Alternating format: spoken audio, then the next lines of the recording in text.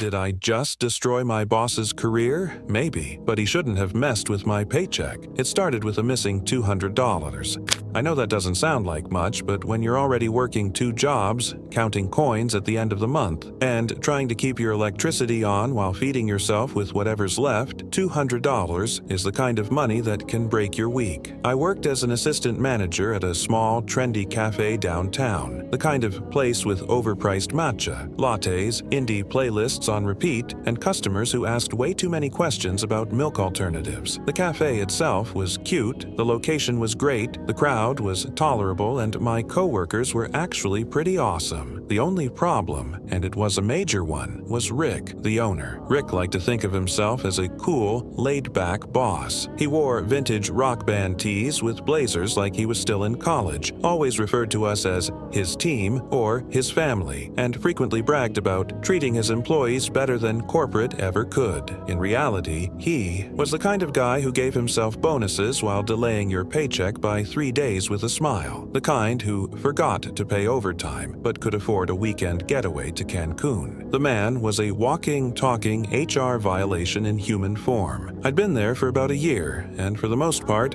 I'd kept my head down. I knew the job wasn't forever, but it paid the bills, barely, and I genuinely enjoyed working with my coworkers. I was content to stay out of Rick's way, clock in, clock out, and not rock the boat. Then Sam, the assistant manager before me, walked out during a morning rush shift. No warning, just dropped her apron, said, "I'm done," and left. That should have been my red flag. The next day, Rick offered me her position. He told me I was a natural leader, and that I'd get a 3 HR raise for taking on more responsibility. It sounded like a sweet deal. I accepted, not realizing I was stepping into a dumpster fire. The responsibilities came fast. Inventory, scheduling, managing conflict, covering call-outs, but when payday rolled around, my paycheck still reflected my old wage. I brought it up, and Rick laughed like it was nothing. "Payroll systems being weird," he said. "Don't worry, I'll adjust it next cycle." Spoiler, he didn't. That happened 3 more times. I asked again and again, always the same deflections. Software issues, sick accountant, too busy, I'll fix it soon. At one point, he even had the nerve to say, "I mean, it's only a few bucks difference, right?" That few bucks was nearly $200 short over a month's time. Meanwhile, I was pulling double shifts, dealing with broken equipment, and managing complaints while he disappeared for networking events that mostly involved Instagram stories of him holding craft beer at rooftop bars. I felt taken advantage of, used. I was burning out fast. Then, one day, I was venting to a coworker about the pay issue when she casually mentioned that Sam, the previous assistant manager, had also been promised a raise that never came. She told me Sam left because Rick kept stalling on her pay and never honored her promotion contract. That's when it hit me. I wasn't the exception. This was Rick's pattern. That's when I stopped being passive and started planning. First, I reached out to Sam. She was more than happy to talk. Not only had she never received her raise, but Rick also deducted training costs from her final paycheck, something she never agreed to. She'd filed a complaint with the Department of Labor, but since she didn't have much documentation, nothing came of it. That was my first lesson. Documentation matters. I began collecting everything. I took photos of schedules showing my manager duties, kept logs of every shift, and saved every text message and Slack chat with Rick. I installed an app that kept track of my clock in and out times and compared them with what was submitted to payroll. I noticed that my logged hours didn't always match my pay stub. That's when I started recording our conversations too. Legal in my state, thank you very much. I backed up everything to a personal cloud account. Over the next month, I gathered a digital arsenal. Every time Rick gave me an excuse, it was another piece of evidence. When he laughed about getting out of paying overtime by shaving a few hours, I saved it. When he told me he couldn't afford raises but then showed off his new motorcycle to the kitchen staff, screenshot. I wasn't just going to leave.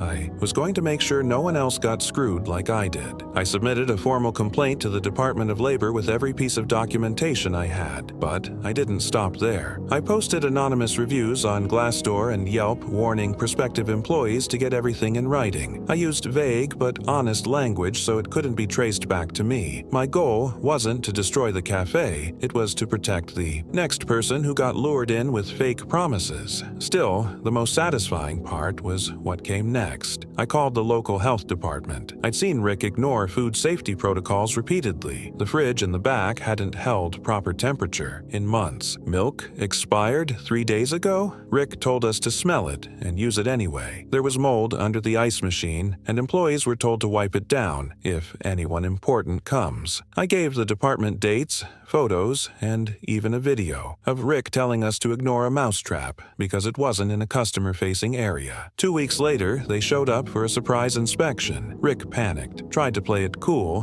but they were thorough. They shut down the kitchen. For a full day due to multiple violations, the grade dropped from an A to a B, and regulars started asking questions. While all this unfolded, I was quietly job hunting. I didn't tell anyone at work, not even my close friends there. I found a position at a local independent bookstore. The hours were consistent, the pay was better, and my new boss was actually kind. Real benefits, paid time off, the dream. I timed everything perfectly. I waited until Rick scheduled me for 3 back-to-back closing shifts, then walked in that morning with my resignation letter, dropped it on the counter, and walked right back out before he could even open his mouth. He blew up my phone for hours after, called me a coward, said I abandoned my team, then begged me to come back because no one else knew the schedule system. I didn't reply. I didn't need to. A week later, I got word from a friend still working there. Rick had been contacted by the Department of Labor and informed that he was under investigation, not just for my claim, but for 2 more that had come in after mine. Apparently, once people saw that someone had filed and backed it up with evidence, others came forward. Turns out, he owed over $8,000 in unpaid wages and overtime to 6 different employees. The cafe's reputation took a hit. Health inspection results are public, and Yelp reviews don't disappear overnight. Some of the regulars stopped showing up.